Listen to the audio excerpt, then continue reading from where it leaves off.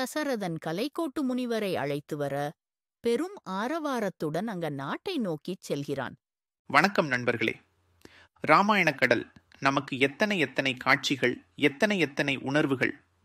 போன பாட்டுல சக்கரவர்த்தி தசரதன் வசிஷ்ட முனிவர் சொன்னபடி கலைக்கோட்டு முனிவரை அழைத்து வர புறப்பட்டான்.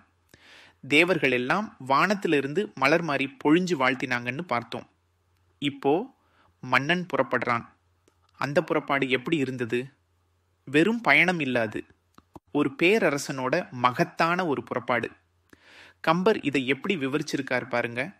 காகளமும் பல் இயமும் கனை கடலின் மேல் முழங்க, காணம்பாட மாகதர்கள் அருமறை நுல் வேதியர்கள் வாழ்த்து எடுப்ப, மதுரச் செவ்வாய் தோகையர் பல்லாண்டு இசைப்ப, கடல் தானை புடை சூழ, சுடரோன் என்ன ஏகி அருநெறி நீங்கி, உரோமபதன் திருநாட்டை எதிர்ந்தான் அன்றே.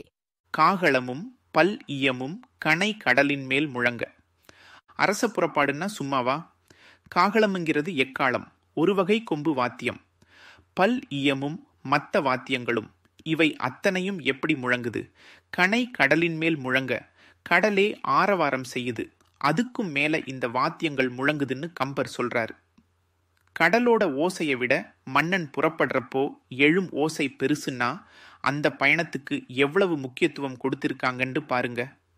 காணம் பாட மாகதர்கள் அருமறை நுல் வேதியர்கள் வாழ்த்து எடுப்ப. மாகதர்கள் இனிமையா பாடுறாங்க.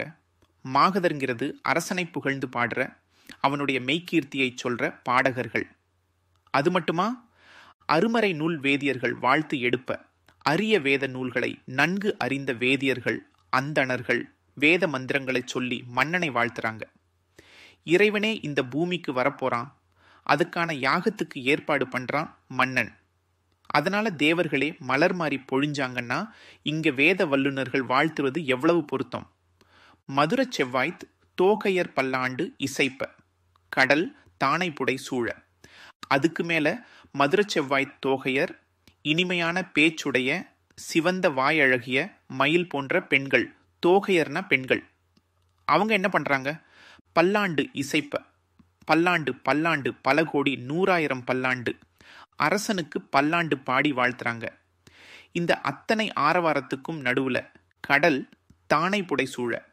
கடல் அலைகளைப் போல அடர்ந்து எங்க பார்த்தாலும் கூட்டம் கூட்டமா. மன்னனை சுத்தி பெரிய படை, கடல் மாதிரியே கூட்டம்.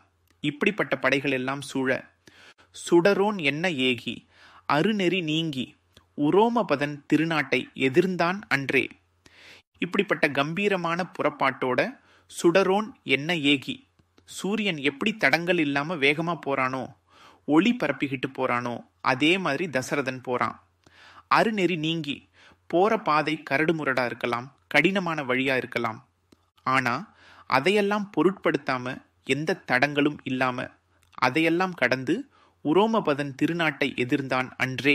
ரோமபாத மன்னனோட அழகான புனிதமான நாட்டை அடைந்தான். இந்த ரோமபாத மன்னன் அங்க தேசத்தோட மன்னன். கலைக்கோட்டு முனிவர் அங்கேதான் இருக்கார். கம்பர் இந்த பாட்டுல எத்தனை உவமைகளை அடுக்கிறார் பாருங்க.